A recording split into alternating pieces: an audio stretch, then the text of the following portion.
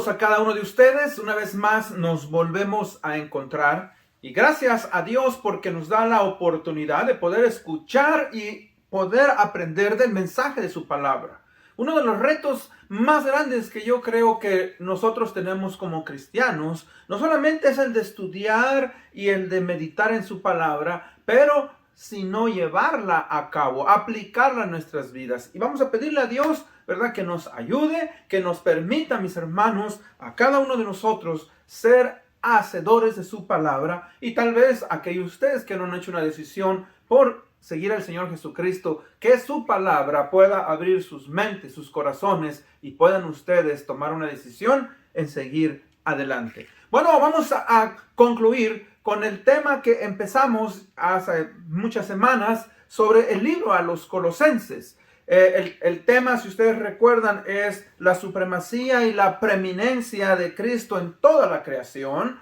Y hoy vamos a estudiar los principios fundamentales en el matrimonio y la familia, la segunda parte. Anteriormente vimos ya una parte, hoy vamos a ver eso. Para esto, pues, les pido que abran sus Biblias en el libro de Colosenses, el capítulo 3, versículos de 18 al 25, y leo yo de la Biblia de las Américas este pasaje que dice así: Mujeres, estén sujetas a sus maridos como conviene en el Señor. Maridos, amen a sus mujeres y no sean ásperos con ellas. Hijos, sean obedientes a sus padres en todo, porque esto es agradable al Señor.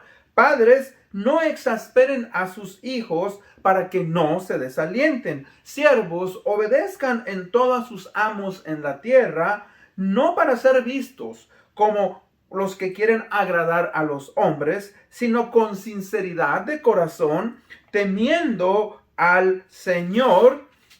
Todo lo que hagan, háganlo de corazón como para el Señor y no para los hombres, sabiendo que del Señor recibiréis la recompensa de la herencia. Es a Cristo el Señor a quien sirven, porque el que procede con injusticia sufrirá las consecuencias del mal que ha cometido, y eso sin acepción de personas. Bueno, vayamos en oración. Padre bendito, gracias mi Dios y mi Señor por darnos este privilegio de poder estudiar tu palabra. Gracias, Señor, por nuestro Señor Jesucristo, quien nos ha dado salvación y vida eterna. Y gracias por tu Espíritu Santo, quien trabaja en nuestras vidas, quien nos acompaña, quien nos redarguye, quien nos da poder. Te amamos y, Señor, gracias por la familia, por haberla tú establecido, porque es una bendición para nosotros los seres humanos, porque ese es un diseño tuyo. Te amamos, te honramos, abre nuestra mente y nuestro corazón. Esto lo pedimos en el bendito nombre de Cristo Jesús, nuestro Señor y Salvador. Amén.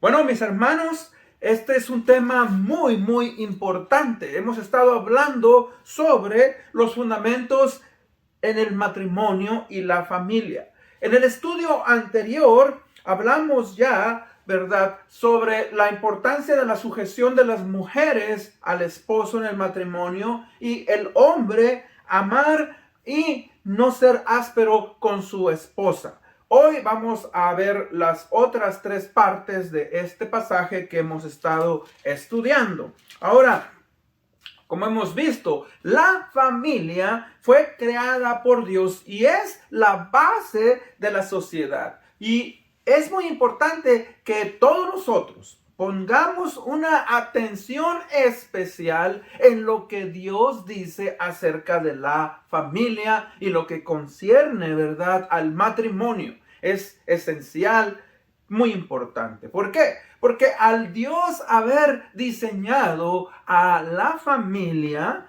podemos entender un gran ejemplo que Él nos está dejando en la relación que Él tuvo con su Hijo Jesucristo.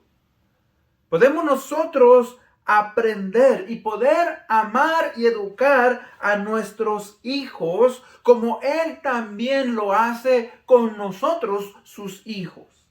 Creo yo, mis hermanos, amigos, con todo mi corazón, que la familia debe de ser o es el modelo que Dios está usando y ha usado para mostrarnos su amor. ¿Por qué? Porque Él se ha manifestado, Él se ha identificado como el Padre. Jesucristo es su Hijo, su único Hijo, quien murió por nosotros los pecadores y que constantemente nos está amonestando a través del poder del Espíritu Santo y de su palabra. Así como el Padre que ama a su Hijo y lo está guiando, lo está buscando para que pues sea un hombre, una mujer de bien. O sea que es bien importante eso. Vemos ahora tres áreas que Pablo está hablando y que vamos a cubrir el día de hoy, que son bien importantes. Dice, primeramente, hijos, sean obedientes a sus padres porque esto es justo o correcto. Después, padres, no exasperen o no irriten a sus hijos. Y después, siervos o trabajadores, obedezcan a sus amos. Si usted, obviamente, no es casado o no tiene hijos, no quiere decir que usted no puede aprender de esta enseñanza. ¿Por qué? Porque usted va a ver el carácter de Dios reflejado en la familia. ¿Por qué? Porque usted, a pesar de que tal vez no está casado o no tiene hijos, también usted fue hijo, usted tuvo padres. Y ahí podemos ver reflejado el carácter de Dios en la familia. Por eso es que la familia, mis hermanos, es algo grandioso. La familia es algo muy, muy importante para la humanidad. Bueno, punto número 1. Vamos a ver entonces la obediencia y sujeción, un mandamiento de importancia para los hijos. Dice el versículo 20, hijos, sean obedientes a sus padres en todo, porque esto es agradable al Señor. La pregunta que siempre hemos hecho los hijos o que los hijos se han hecho, yo como hijo que fui, obviamente, o que soy, me hacía esta pregunta. ¿Por qué tengo que obedecer a mis padres? ¿Por qué, no? ¿Por qué tenemos que sujetarnos? Así como la mujer dice, ¿por qué tengo que sujetarme a mi marido? Y el hombre dice, ¿por qué tengo que sujetarme a Dios? ¿Por qué tengo que sujetarme a la autoridad? Bueno, así el hijo. Bueno, recordemos varios puntos en cuanto a esto que el Señor nos está hablando. Recordemos primeramente, los hijos deben de sujetarse a sus padres en todo, dice, porque primeramente es un mandato divino. Es un mandato divino. O sea, Dios sabe, al haber hecho al ser humano, al haber hecho al hombre, Él sabe lo que es correcto. Y lo que es agradable, lo que le importa y lo que le agrada a Él como Dios. Ahora, los hijos debemos de aprender y mantener ese mandato. Los hijos deben de aprenderlo, deben de hacer eso. Dios, ¿verdad? Desde un principio lo dejó en los 10, cuando Él nos dio los 10 mandamientos. ¿Sabe usted que el quinto mandamiento, los primeros 4 mandamientos tienen que ver en mi relación con Dios, en la relación vertical, pero los otros 6 mandamientos tienen que ver en mi relación con mi prójimo, la relación horizontal. Y el primer mandamiento que tiene que ver con mi prójimo es el quinto mandamiento, que es, ¿verdad? Hijos, sujétense, obedezcan a sus padres. Y es el único mandamiento de los 6 que tiene una promesa para que te vaya bien en la vida. Fíjese cómo Dios no solamente quiere, pero bendice, trae bendición a aquellos que se sujetan a la autoridad de sus padres. Entonces, es un mandato divino. ¿Por qué los hijos deben de sujetarse a los padres? Bueno, porque eso da protección a los hijos. Fíjese que los hijos no tienen la experiencia que tienen los padres.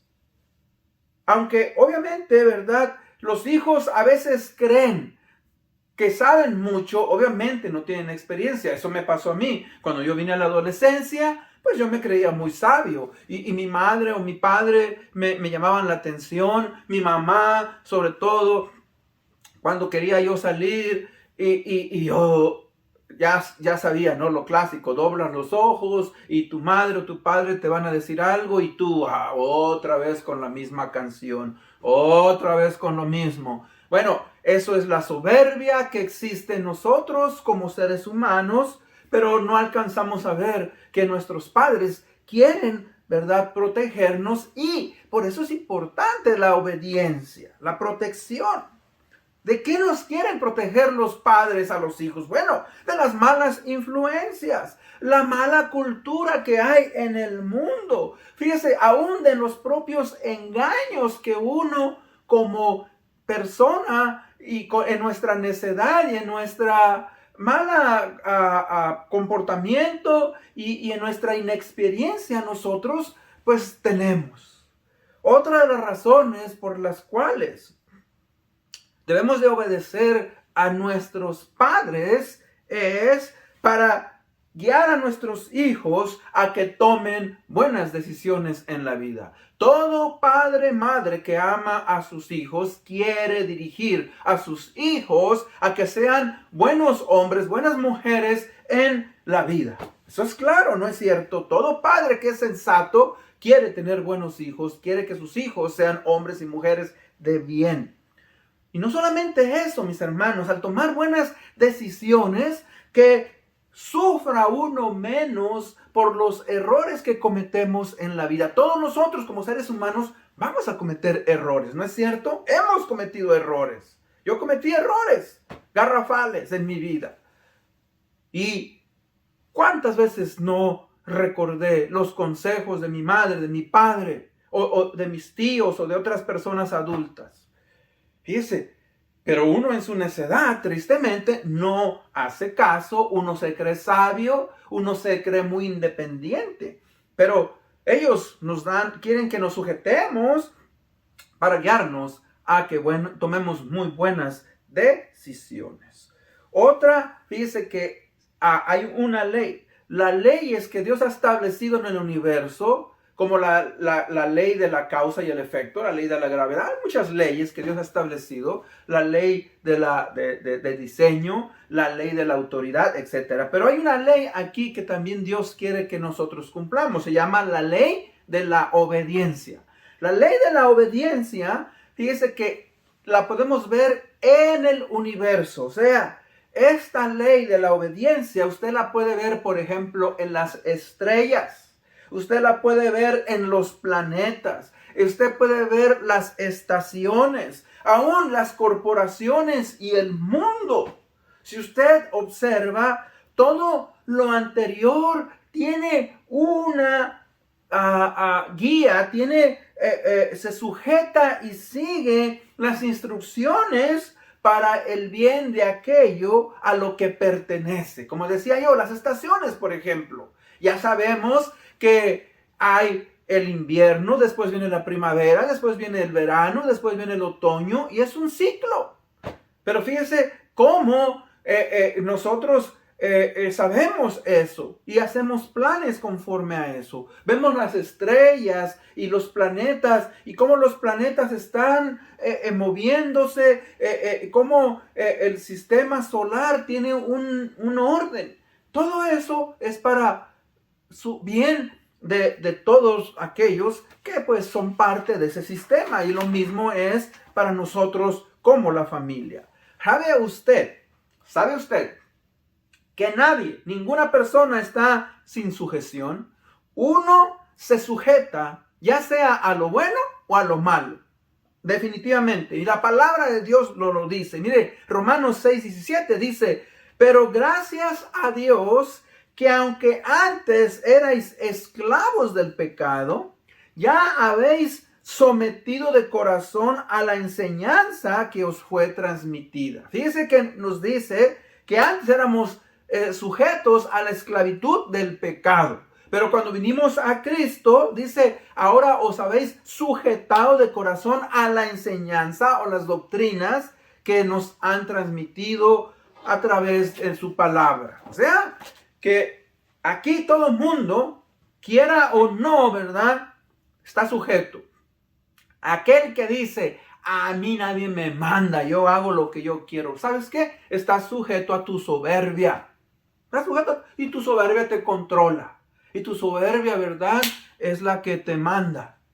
Así es que no hay persona que no esté sujeta. Entonces son algunas de las razones por las cuales el joven debe de sujetarse. Ahora, nos habla el segundo punto, que el siguiente versículo nos dice: padres, no exasperen a sus hijos para que no se desalienten. Y eso es recíproco, fíjese. O sea, no solamente es que los hijos tienen que sujetarse a nosotros los padres, pero que también nosotros los padres debemos de cumplir y debemos de hacer nuestra tarea de una forma correcta. El mandato, punto número 2, el mandato de Dios a los padres. Padres, no exasperen o irriten a sus hijos.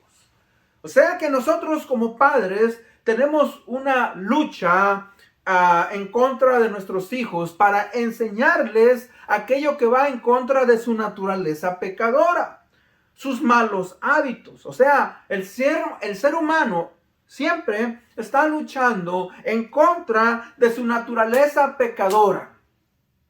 Y tristemente, mientras más indisciplinado es una persona, pues más grande es esa lucha. Por ejemplo, la flojera, malos hábitos. Bueno, nuestros hijos no son la excepción. Mientras ellos no comiencen a madurar y querer honrar a Jesucristo con sus vidas, no van a poder tener victoria en su vida y en sus luchas. Recuerde, el niño tiene que ser entrenado. ¿Por qué? Porque el niño, mis hermanos, es inmaduro, es indisciplinado, es flojo, es débil, no tiene un espíritu de lucha. Ahora, nosotros al querer guiarlos, al querer aplicar disciplina y guiar a nuestros hijos, va a traer fricción. Va a traer fricción entre nuestra relación con nuestros hijos y nosotros como padres. Ahora, mientras los hijos van creciendo, obviamente que es más fuerte, porque cuando los niños están recién nacidos, pues obviamente que ellos dependen completamente de nosotros. Pero los niños empiezan a crecer, empiezan a madurar, empiezan a hablar, empiezan a caminar, y aún así los controlamos. Pero llega un momento en el cual el niño empieza a independizarse y es un adolescente. Usualmente esa es la etapa de la adolescencia en cual el niño dice, bueno, ahora yo soy un individuo, yo tengo mis pensamientos, quiero hacer mis cosas, así, así, así. Y ahí es donde tenemos más conflicto con nuestros hijos. Y ahí es, mis hermanos, donde tenemos que aplicar los principios bíblicos, lo que nos está diciendo aquí la palabra de Dios. Tenemos que tener cuidado. Y cómo, fíjese, es lo que llamamos un balance en la vida. ¿Cómo podemos traer un balance correcto entre la educación de nuestros hijos, en que no debemos ser tan posesivos y tampoco debemos darles tanta libertad para no dañarnos? O sea, hay varias cosas. O sea, que debemos de tener cuidado de no poner a nuestros hijos por encima de Dios y sus principios. Y al mismo tiempo, no rebajar, fíjense, el estándar bíblico con nuestros hijos. Y hoy, tristemente, cuando digo hoy tristemente, que ha caído en desuso, por ejemplo, la disciplina, el llamar la atención, y que tenemos un mundo, mis hermanos, que está metida la psicología, está metida, ¿verdad?, el humanismo, la educación, todas esas cosas, pues es más difícil educar a hijos como Dios nos manda. Y ahí donde tenemos nosotros como cristianos que pedir a Dios que nos dé discernimiento y sabiduría para poder guiar a nuestros hijos, y que esa fricción que a veces hay con los padres no nos separe. O sea, si no sabemos trabajar con nuestros hijos, nuestros corazones se van a apartar. La relación entre el padre y la madre y los hijos puede llegar a ser difícil y puede llegar aún hasta traer conflicto entre el esposo y la esposa y aún puede haber divorcio. Claro que eso es cierto. Entonces, la pregunta es, ¿qué criterios debemos de usar al ser misericordiosos cuando nuestros hijos pecan? O sea, nuestros hijos van a pecar, nuestros hijos van a romper reglas, nuestros hijos van a ir en contra de lo que Dios dice y de lo que nosotros tenemos en nuestros hogares como ciertas reglas. Por eso es importante, mis hermanos, usar los principios de la palabra de Dios. En el libro de Lucas, el capítulo 15, de los versículos 11 en adelante hasta el final de ese capítulo, hay una parábola muy preciosa, se llama la parábola del hijo pródigo. La parábola del hijo pródigo nos habla sobre la rebeldía de este joven que pidió la herencia de su padre y se fue a vivir de una vida perdida, una vida en pecado, pero que se gastó esa fortuna, le empezó a faltar el alimento y bueno, él tuvo que hacer un ajuste en su vida y hubo algo muy importante. Leo yo en Lucas 15, 17 al 19, hablando de este joven, ¿ok?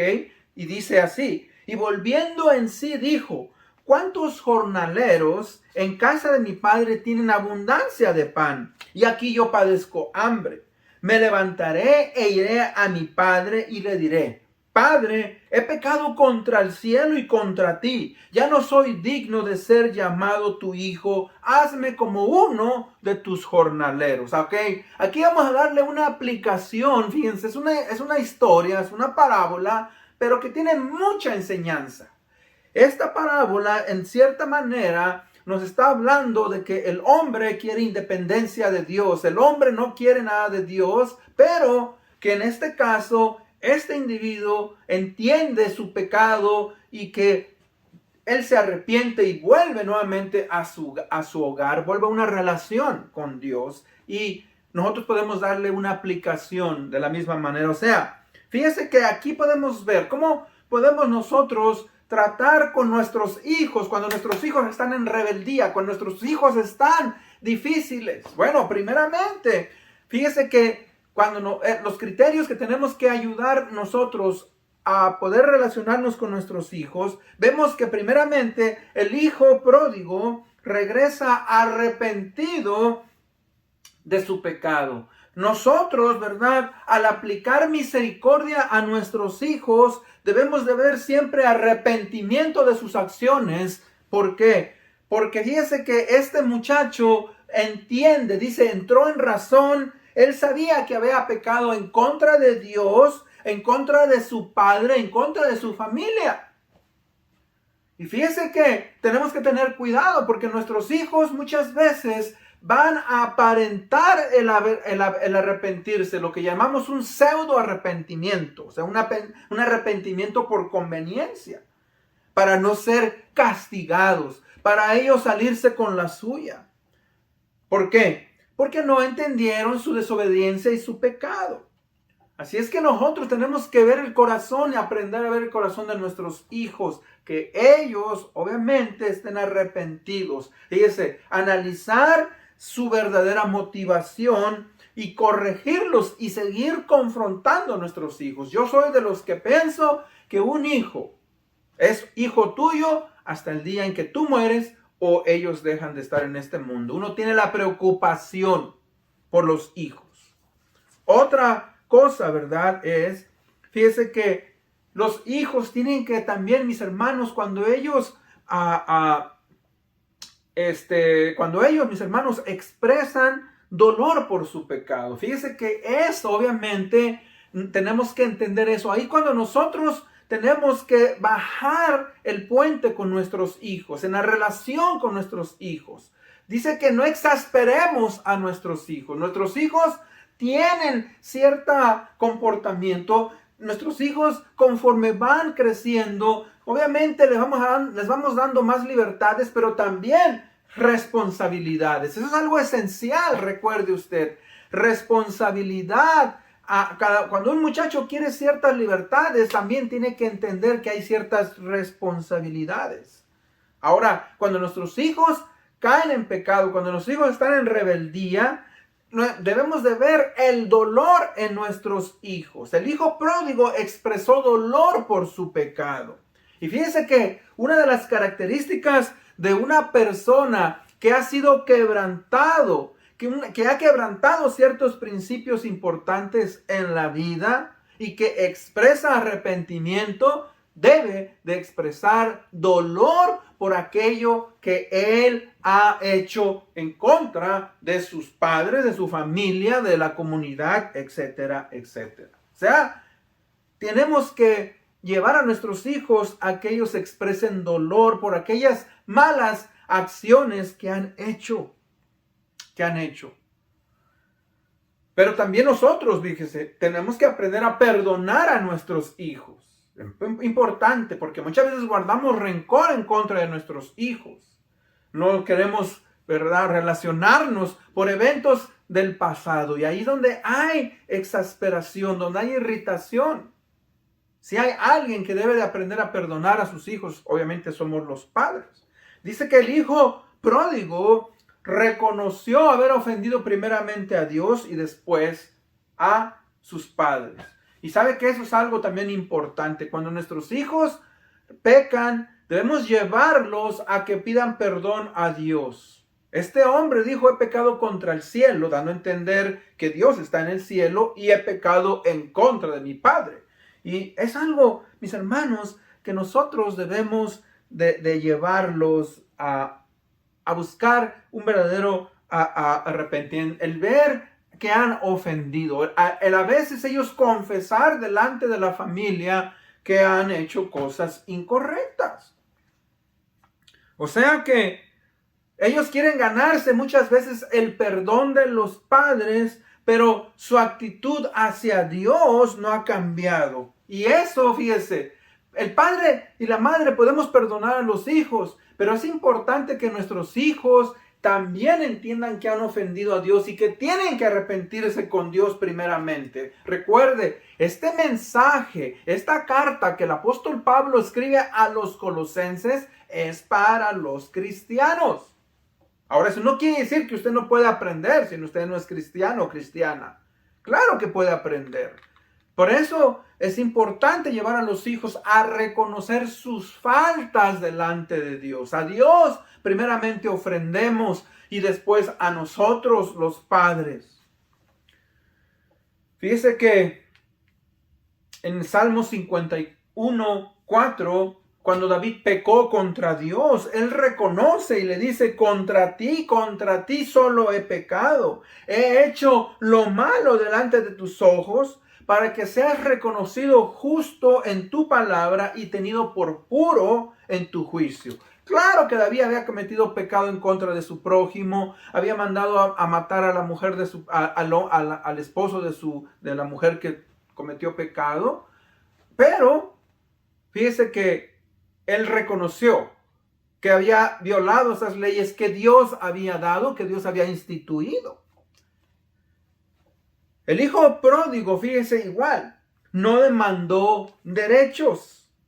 El hijo pródigo sabía que había perdido su privilegio de ser hijo, de volver a su posición. Y él le dijo: hazme como uno de tus jornaleros.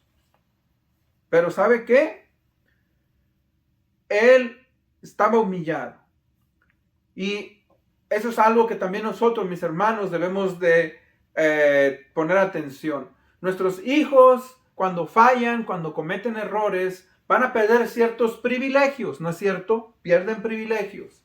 Y ahí es donde también nosotros, si un hijo verdaderamente se arrepiente, si un hijo verdaderamente le duele haber hecho algo en contra de Dios, en contra de la familia, pues bueno, tenemos nosotros ahora que restituir esa relación y darle esos privilegios. Ahora, ¿cómo se hace eso? Bueno, siempre tenemos que tener cautela. ¿Cómo podemos nosotros, verdad, darle ciertos privilegios que los hijos han perdido? Bueno, en mi caso, yo diría, tienen que volver a ganárselos. Tienen que volver a ganárselos. Y después de cierto tiempo, bueno, les vamos dando que ellos tengan, verdad, sus privilegios que antes habían perdido. Pero recuerde, no podemos a un individuo, a una persona que ha fallado, restaurarle sus